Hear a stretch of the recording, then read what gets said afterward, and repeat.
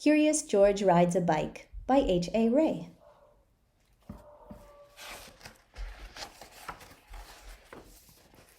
This is George. He lived with his friend, the man with the yellow hat. He was a good little monkey and always very curious. This morning, George was curious the moment he woke up because he knew it was a special day.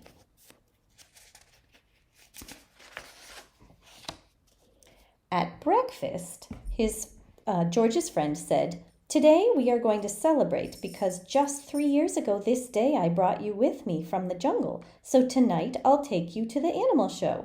But first I have a surprise for you." He took George out to the yard where a big box was standing. George was very curious.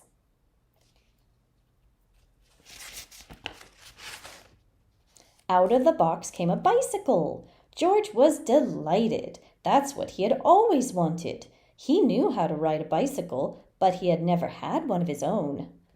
"I must go now," said the man, "but I'll be back in time for the show. Be careful with your new bike and keep close to the house while I am gone."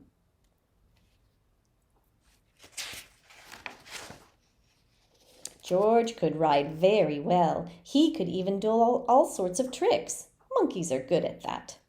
For instance, he could ride this way with both hands off the handlebar, and he could ride this way like a cowboy on a wild bronco, and he could also ride backwards. But after a while, George got tired of doing tricks and went out into the street. The newsboy was just passing by with his bag full of papers. "It's a fine bike you have there," he said to George. "How would you like to help me deliver the papers?" He handed George the bag and told him to do one side of the street first and then turn back and do the other side. George was very proud as he rode off with his bag.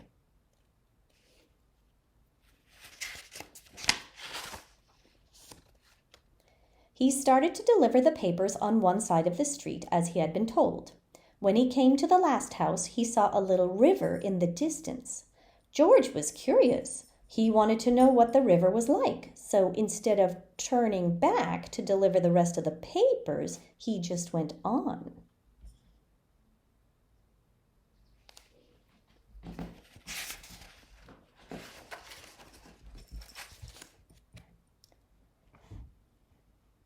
There was a lot to see at the river. A man was fishing from the bridge, a duck family was paddling downstream, and 2 boys were playing with their boats. George would have liked to stop and look at the boats, but he was afraid the boys might find out that he had not delivered all the papers, so he rode on.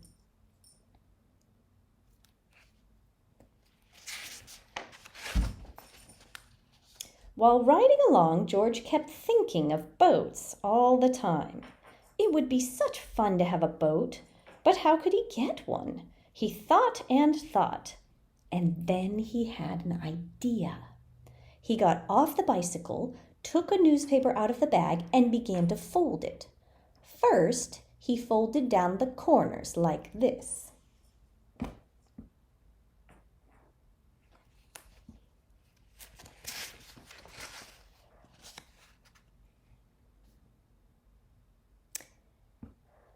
Then he folded both edges up, brought the ends together, and flattened it sideways. Then he turned one corner up, then the other one, again brought the ends together, and flattened it sideways. Then gently he pulled the ends open, and there was his boat. Now the moment had come to launch the boat. Would it float? It did! So George decided to make some more boats. Finally, he had used up all the papers and had made so many boats that he could not count them, a whole fleet.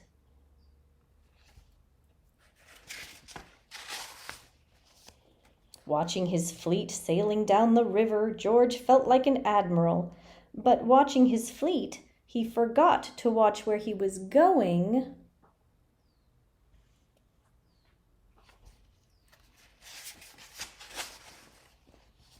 Suddenly there was a terrible jolt. The bicycle had hit a rock and George flew off the seat head first. Luckily, George was not hurt, but the front wheel of the bicycle was all out of shape and the tire has blown out.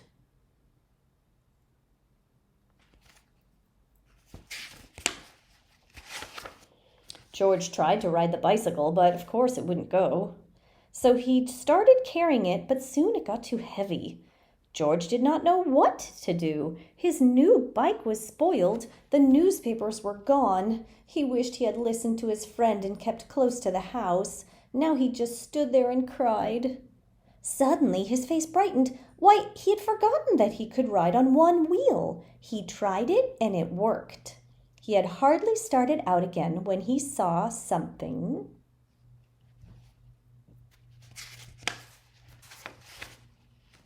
he had never seen before.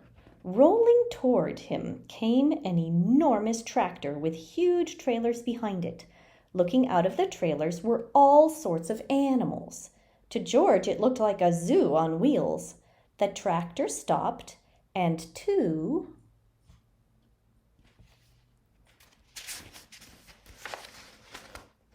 men jumped out. "Well, well," said one of the men, "a little monkey who can ride a bike bronco fashion. We can use you in our animal show tonight. I am the director of the show, and this is Bob. He can straighten your wheel and fix that flat in no time, and then we'll take you along to the place where the show is going to be." So the three of them got into the cab and drove off.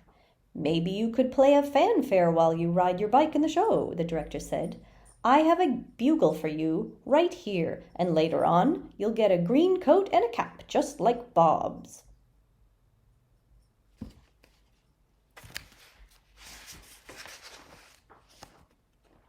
On the show grounds, everybody was busy getting things ready for the show.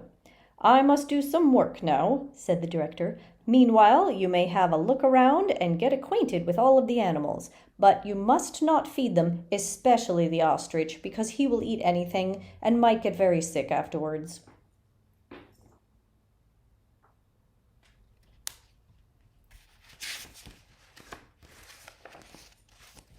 George was curious.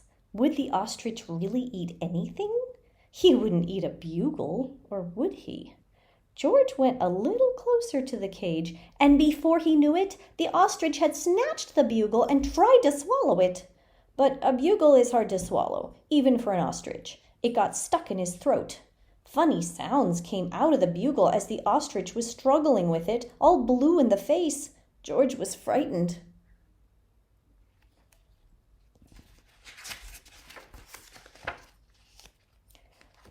Fortunately, the men had heard the noise. They came rushing to the cage and got the bugle out of the ostrich's throat just in time.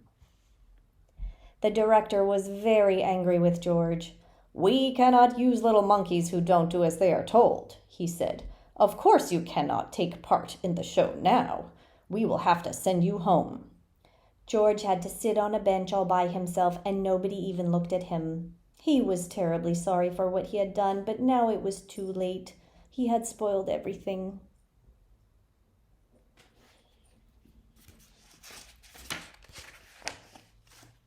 Meanwhile, the ostrich, always hungry, had got hold of a string dangling near his cage.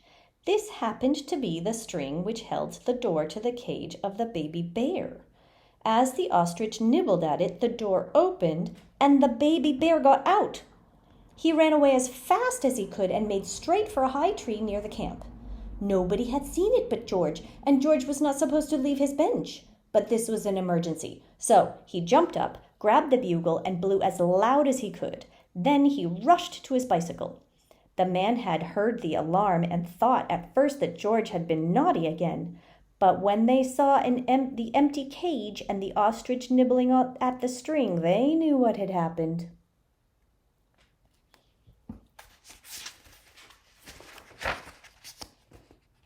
George raced toward the tree, far ahead of the men. By now the bear had climbed quite high, and this was dangerous because little bears can climb up a tree easily, but coming down is much harder. They might fall and get hurt. The men were worried. They did not know how to get him down safely, but George had his plan.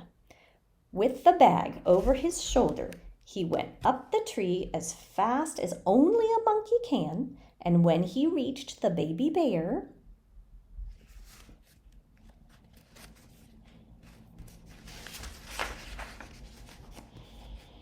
he put him in his bag and carefully let him down so that the men could safely catch him. Everybody cheered when George had come down from the tree. "You are a brave little monkey," said the director. "You saved the baby bear's life. Now you'll get your coat back, and of course you may ride your bike and play the bugle in the show."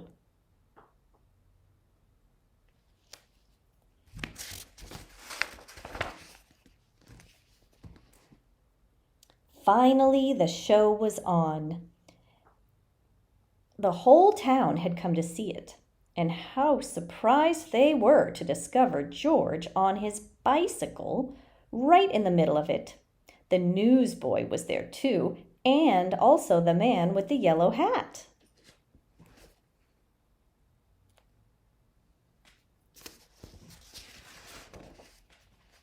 Who had been looking for George everywhere and was happy to have found him at last.